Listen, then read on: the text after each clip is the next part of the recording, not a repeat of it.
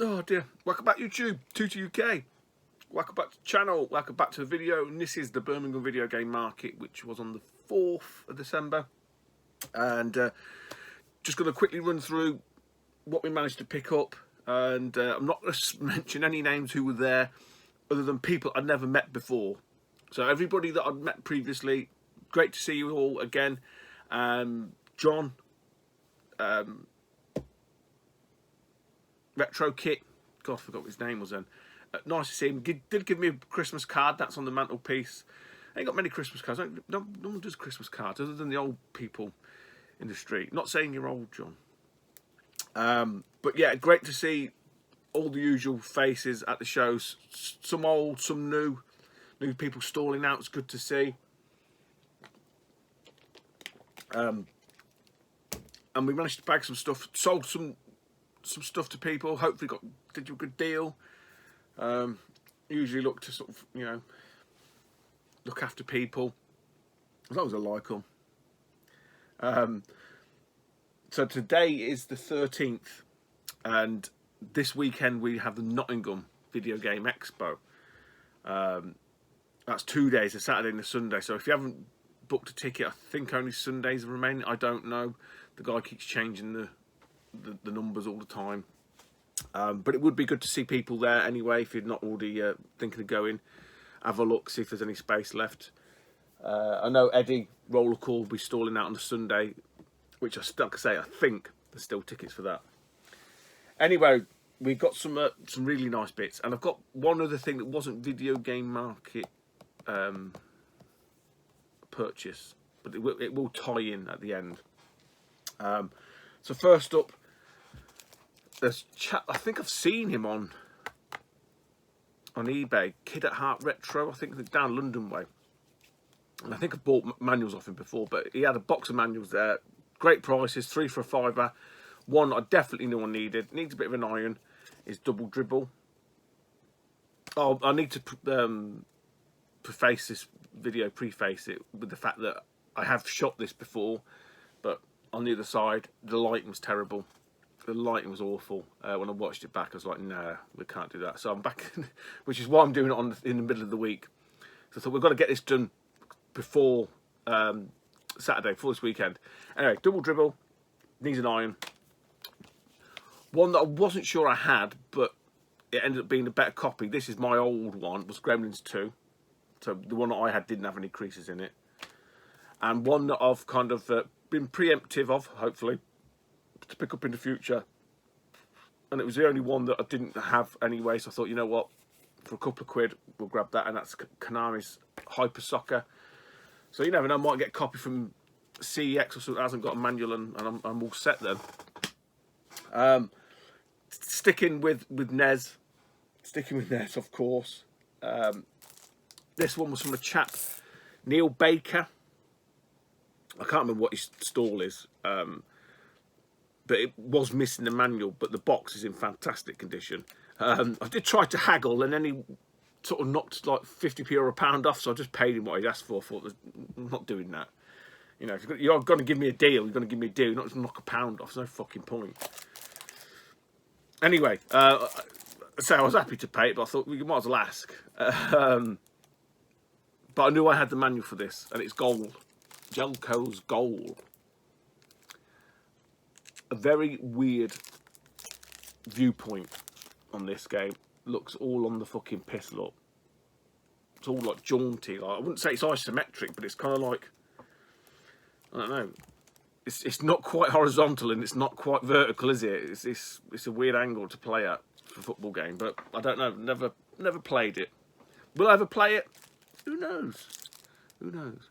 And after the last video, none of your fucking business. But yeah, lovely box. So that's another box copy, Jelco's Gold, and that mentioned before, that NES getting shorter and shorter, and 2 more to shorten said row, both from Nick at Vintage Gamer. Did me a stellar price. I think it was 20 quid, £10 each. So he knocked a couple of quid off. You know, I think that I only even knocked 4 quid, maybe 2 quid off each one, but nonetheless knocked some money off. I did a bit of a touch up on some of these, getting better at doing that, finding little techniques that work. You know, especially compared to some of the early ones I did. Yeah, it's all a learning curve. Anyway, Ferrari Grand Prix Challenge. This was complete. Didn't have to do it, you know, in terms of piecing it together. Just an F1 game, really. Not really my thing. I don't mind the arcade races. I don't know if it is an arcade racer. But yeah, the sort of simulation type ones ain't really my bag. And the other one we managed to snag off Vintage Game was four players tennis. I reckon you can have 4 players on this. It looks like a Nintendo release. Yeah, it is. From the Nintendo stable. I'm guessing it's probably an upgrade from tennis. Interesting that they called it. Anyway. But yeah, that was complete as well. So two bagged from Nick, Vintage Gamer. So I'm really happy to get them. Overall, the sort of day was pretty condensed down, to be honest. Us sellers didn't get until 9 o'clock. Normally we're in at like 7, half 7. So the time to sort of get your stall set out was really condensed down to 2 hours. And although that seems a long time, trust me, for some of the guys who got bigger stalls, you know, it's not a great window to get set up and get comfortable. So because of that, there was very little time to go around and have a natter. I did manage to scope round, probably 15 minutes, 20 minutes before it opened. But yeah, because normally you can have a natter, and a lot of people are already set up and are just tinkering with the stalls and stuff. So from that end, it wasn't a great event for a social, which is not really, when you're storing that, it's not really the main aim of it. But it is nice to do that, and obviously, like, there was some new people storing out again. So Jimmy Retro was there, and Eddie Rollercore. We had Craig's here again, back for another Birmingham visit. Hope he did well. I know Eddie sort of said he did okay. And yeah, the event itself wasn't as busy as early in the year. Now, obviously, that's probably playing into the fact that it's just before Christmas, and you know, with everything that's going on in terms of the cost of living debacle and whatnot, it's not surprising. But I think most people still did okay. Not setting any records or anything, but you know, for me, it's just pocket money. It's just play money, and I spent more than I earned. Well, I definitely did. So I'm still in someone's pocket, but we'll come to that towards the end. So it's not going to be a long video. We're on 7 minutes now. One game from Console Passion. I was really happy to see this one, to be honest. Although I'm always looking for NES games, obviously. This one, it's kind of one of them. It's an early Capcom release, so they always tend to, when they do show up, be quite ratty. And this one is, it's missing the manual. I believe it's one of 3 in a trilogy of games, and you only have 30 quid on it. And like I say, when I seen the condition, I knew it was missing the manual because it's got a sticker on it. It comes with a box protector. I have touched up the box a little bit with the old glue, just to stiffen the flaps, as you do. And it's Section Z or Section Z. I think because it's American, it probably sounds better as a Section Z. Side-scrolling shooter. So basically, I'm sure this is the precursor to Forgotten Worlds. There's Forgotten Worlds Section Z, and it's just gone out my head again.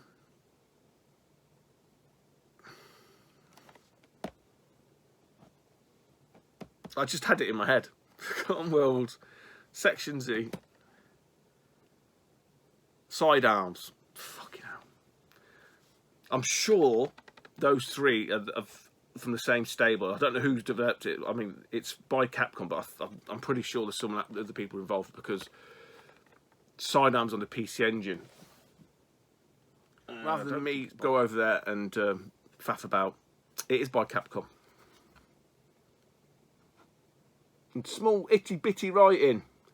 So I was right. So yeah, it's Forgotten Worlds, Sidearm Special, and Section Z. I know Paul Mr. Bads was always querying that, and I sort of said to him, I'm sure it's Section Z.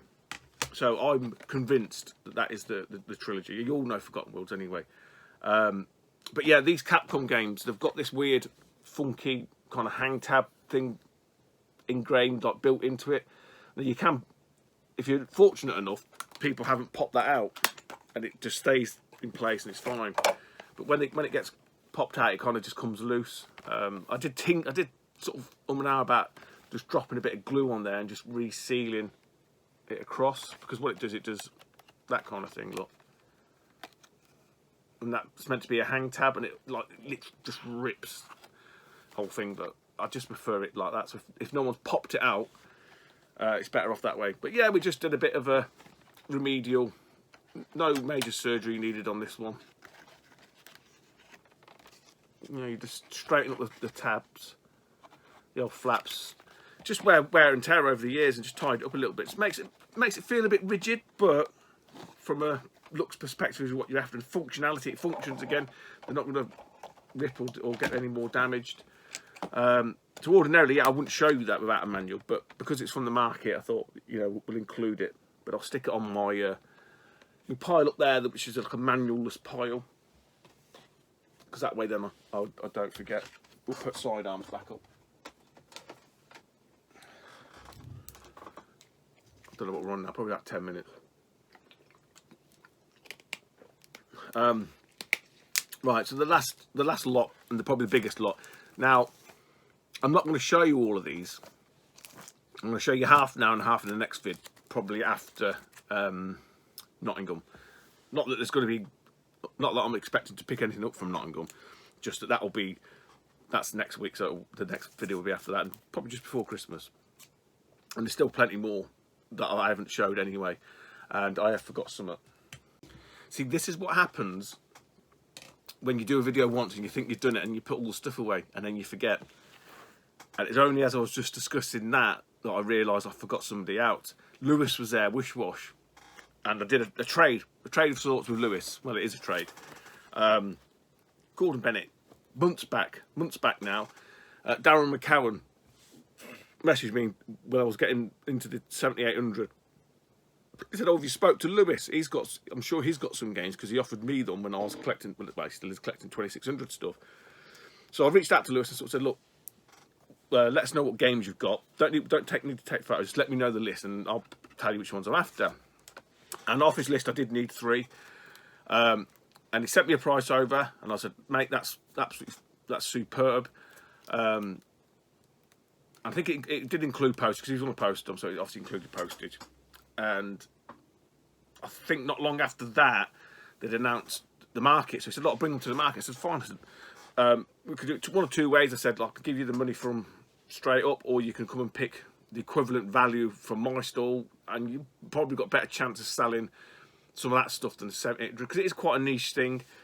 So I think he ended up getting a couple of bits from my stall. I left him to it. I said, "Look, just pick whatever you want to the value of what we agreed on."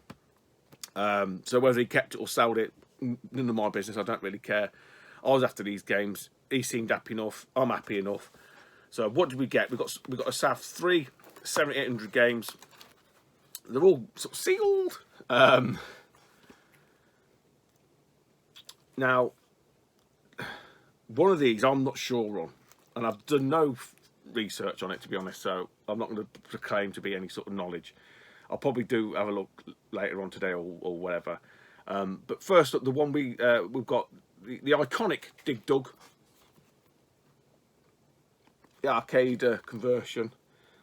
To be honest, 1700 is pretty decent for the old arcade conversions. And these boxes haven't collapsed here; they've not been crushed. You can see it's slightly going. That's really taut. That plastic is. I can just feel the sump appearing. So yeah, really nice to get Dig Dug. This one, some people say that this is the better game, other than the original one, and they do prefer it. I can't say I've ever played it, to be honest, but I know it was obviously brought out at a time to try and encourage the female gamers into the arcade, and it's another quality arcade port, Ms. Pac-Man, and I do believe this is a lot better conversion and game than even the original Pac-Man. again, in really, really nice condition. Lewis did me an absolute bout of a deal here. And like I say, even if he's had the games to sell or whatever, then, you know, more power to him. Because I think he got some N64, maybe SNES, I can't remember. So, like I say, you're probably you're more inclined to probably sell them than these. Because I must admit, I took a box of 8-bit and 16-bit micro stuff, and I sold very little of it. It might have been where it was, because obviously you can find to space. But that might do better at Doncaster. I don't know. I took a load of TAT, 360 TATs on PS3 TAT. That did all right. A few of the lads bought some TAT. I bought it specifically for them as well. You bastards. But no, there's, you know, some bits were bought and deals were done. You know, I looked after people, I like to think. Now, this is the last one. This is the one that I'm not sure of. I've got a feeling this might be an NTSC. Because its release doesn't make sense in the UK. And it's Asteroids. I've got Roids. So the reason why I say that is because Asteroids is built into the 7800. And I think on all PAL machines, I'm not sure in the US, but if it's built into the US, then why would you release it as a cartridge, you know, as a standalone game? So I haven't looked into that, but on the list I've got, obviously it does list Asteroids as a PAL release, but it will probably do that because it's built in. Now, whether or not it's still got physical release, I don't know. It doesn't make sense. Now, without opening it and see if there's a P on the cartridge, I'm not going to know. But yeah, Asteroids, iconic game, half decent on 7800, has to be said. And I do like that box art. So yeah, 3 fantastic games there from Lewis. Nice to see Lewis and Amanda back at the event stalling out. I think he had a good day. He was one of the last ones to pack away, I think. Yeah, and it did die off early in the year. It was still ticking over at about like 3:30. This year, I think probably because the football was on and stuff like that, it kind of thinned out rather quickly. A bit like Doncaster does. That's probably the best way to describe it. Doncaster, after about 2 o'clock, 2:30, you can forget about it. It's just drips and drabs. And it was very much like that. Whereas in the previous year, there was still people coming in at like 3:30, still making sales at 3:30, but not this year, not at this time rather. So anyway, going back to my previous bit. About splitting in half. These are from Craig's ear again. So, yeah, there was some deals were done. I think Craig must have sold God knows how much money's worth from literally waiting in the car park, like some old dodgy Dow boy hoiking stuff out of his boot. But he did say to me that he had some gold. I popped round sort of when he was just setting up. I had to go and get a chair, and it was just near him anyway. And there was stuff there. Dylan, Eddie's missus, he was helping him out. He'd switched camps for a bit, but I think Craig appreciated. Didn't seem very well. Looked like he'd had a bit of a bug. And I think Dylan was emptying the box of gold. I think this is the first or second. I can't remember. I went to his stall twice, essentially. Anyway. Yeah, and he was he's a terrible salesman if you don't want to spend money. It really is a bad salesman if you want to keep your money in your pocket. So I've bought some absolute belters, and I have played them. I've played these. I give them a whirl. Sunday just gone. Yes. This one I'm going to show you I haven't played because it's still sealed. It is one I want to play. Now, I'm not sure if it's an original seal. I don't know what an original PC Engine seal looks like, but it's Toy Shop Boys. And again, another kind of cute 'em up, I suppose, is the best way to describe it. Because these stickers are on the outside. But it's always hard to tell. And I don't think there's any real... There's no, like, Nintendo strip or anything like that, so you can't really... you can't really sort of say, oh yeah, it's an official seal or not. It's a shame because I want to play that. We'll save that one. Right, we'll do these ones. So, this one is called God Panic. I had no idea what it was. You can't even tell from the back. It is a Super CD game. That's a Hue card, by the way. Toy Shop Boys. It's called God Panic. I had to ask Craig, and he said, "Oh yeah, it's really good." We're just going to say it's really good, isn't he? But yeah, essentially, you play as this cat, and you're flying up the screen. Vertical shooter. It reminded me, bits of it remind me of Harmful Park, but it's like more elaborate in terms of the size of the enemies. They're more bolder. A bit like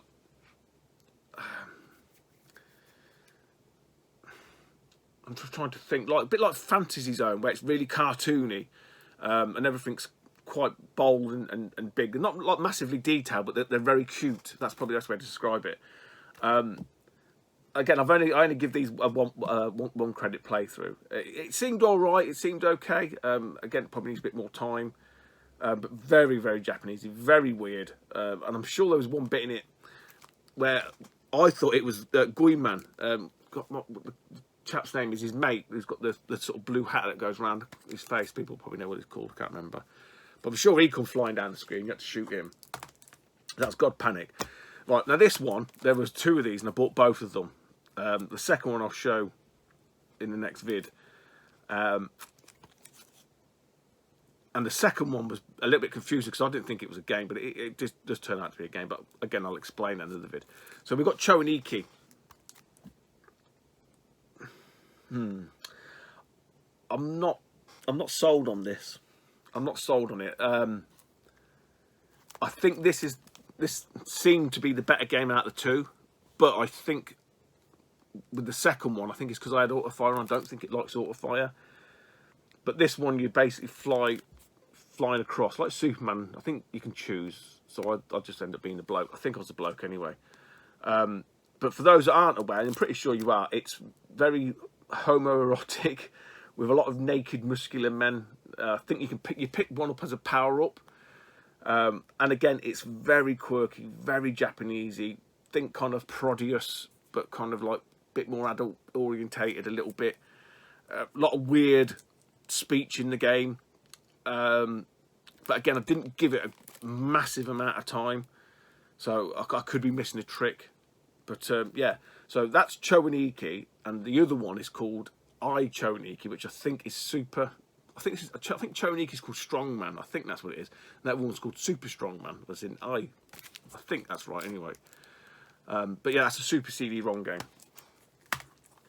Right.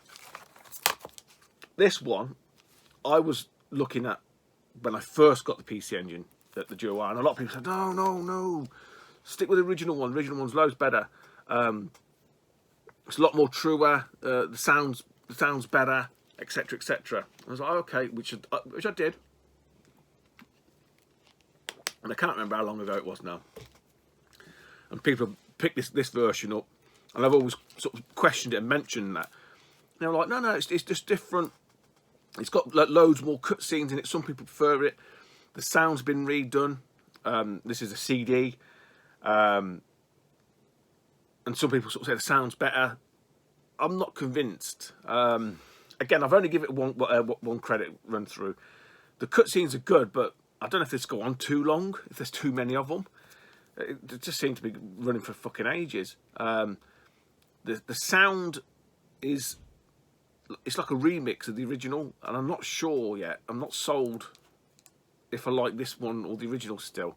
And it might just be nostalgia kicking in for the original. Anyway, it's R-Type Complete CD. So, for those that are not aware, R-Type on the PC Engine come on 2 Hue cards, parts 1 and 2. And essentially, part 2 is just the last 3 levels, and part 1's the first 3 levels, so you can sort of skip halfway through the game if you like. Whereas this one literally bundles them all up together, remixes the sound, chucks a load of cutscenes in there as well. Now, weirdly enough, the US version, I think, come on 1 Hue card, didn't it? Maybe it's because it was a later release. They've managed to squeeze it all on. A bit like with Street Fighter. But this essentially kind of plays the same anyway. But the sound is the main difference, and obviously the cutscenes. But again, I'm not... It's still really... It's a memory game, isn't it? All shooters are memory games. So, yeah, I'm not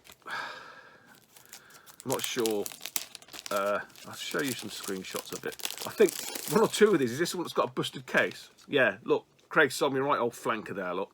There's another one that's got a busted case. It's okay, they're only CD covers, I can swap them over. It's not a problem. Yeah, it's got a big dirty crack in it as well. But yeah, you can just see some of the cutscenes there, look.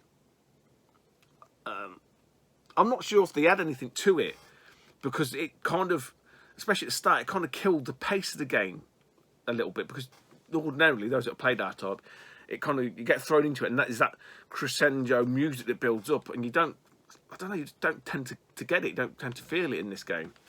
But it probably just needs more time. But it's nice it's on CD. That's for sure. Yeah, there's another game that's got a cracked case as well. I can't remember which one it is. But they're all just basically CD front, so I'll swap them over. I can't remember which one it is. There's one of them. And the last one for this vid, anyway, from Craig. This one I enjoyed the most, I have to say.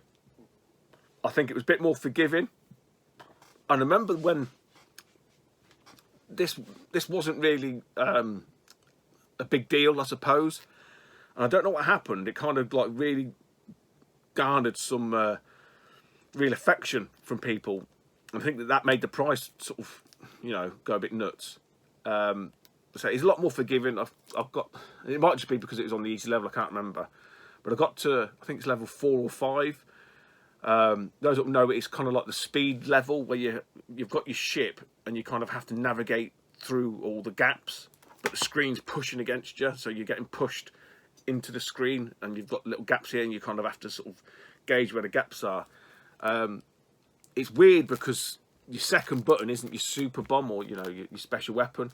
It just your speed.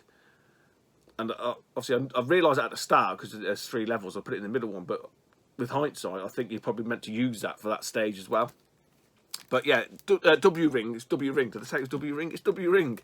Quite a lot of power ups. The power ups give you an extra hit, I suppose, and that's where the ring comes in. They get the different rings around your ship, give you different powers, different weapons and stuff. You know, I say one playthrough. I'm no expert. I'm no fucking mastermind on it, but I did kind of enjoy that a lot more than the others.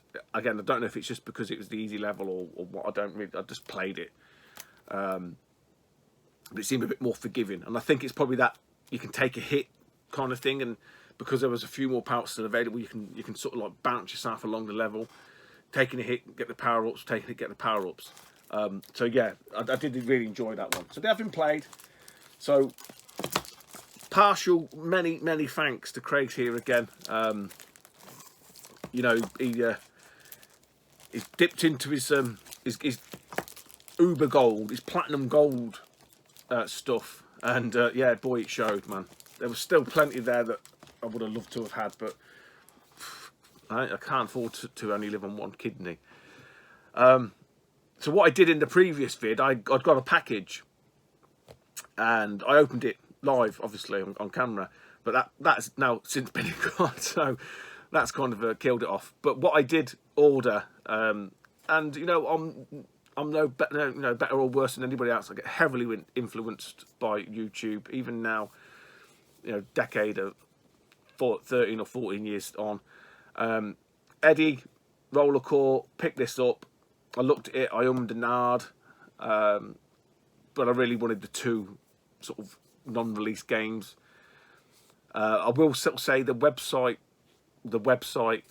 it's just really like it's fucking from back in the early 2000s, like early web days, and I had to order stuff. It's all done via email and stuff, but it worked. Obviously it's come through. It's all good. So for PC Engine Works, we've got Memories the Quintessential Works. So you've got Sapphire here, which I have got 2 copies of. You've then got Mega Man, Rockman, and then you've got Space Fantasy Zone. Again, Eddie went through all these, but essentially Space Fantasy Zone is you're playing Fantasy Zone in the Space Harrier viewpoint. I didn't really realise that Fantasy Zone and Space Harrier are set in the same universe. But yeah, they are. So I don't know if you can see it. It's there. I've not yet to play these, so these are still sealed. They're coming this. He sent me a freebie one, some stickers as well. Again, because They're here. I knew where they were. So the freebie game I got was Wonder Boy 3 Monster. He asked me which one do you want a bonus, and I sort of said, well, I only want to unreleased. He says, well, you've only got the 2 that are unreleased. Nice sticker, and some postcardy type things. I've got no need for that, so I'll probably just put that back on. But what, obviously the games are Sapphire, arcade, mega expensive. It does say, it doesn't say on that one, but Rockman and Space Fantasy Zone.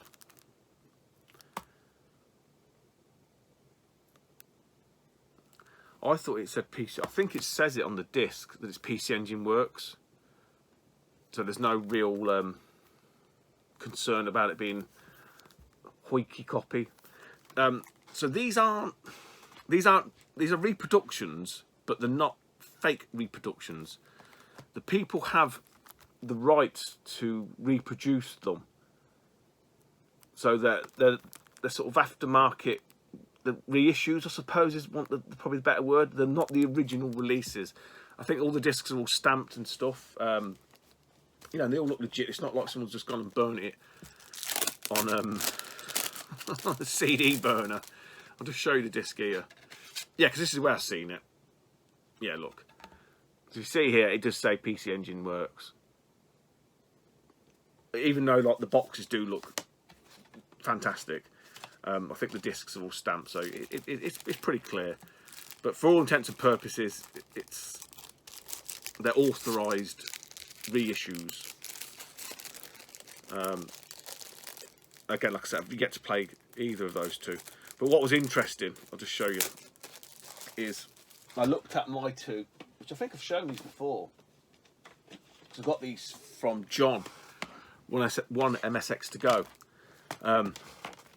So there's one of my copies of Sapphire, which, yeah, you can tell it's not original. The disc looks quite good though. And then the other one I've got is this one. Now when I looked at them,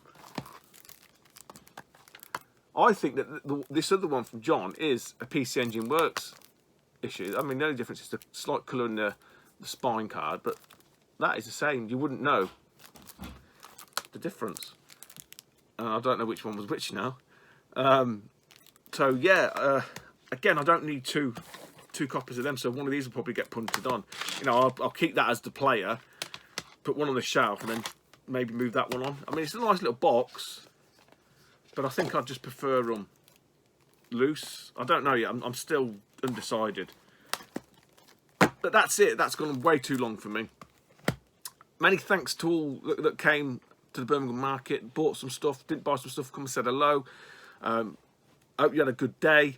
And for those that I will probably, hopefully see at the weekend at Nottingham, many thanks for coming, many thanks for saying hello, many thanks for buying some stuff. If you didn't buy some fucking stuff, why not, you tight bastards? Don't you know we've got to make a living here? Other than that, take it easy, YouTube, and I'll speak to you soon. Bye-bye.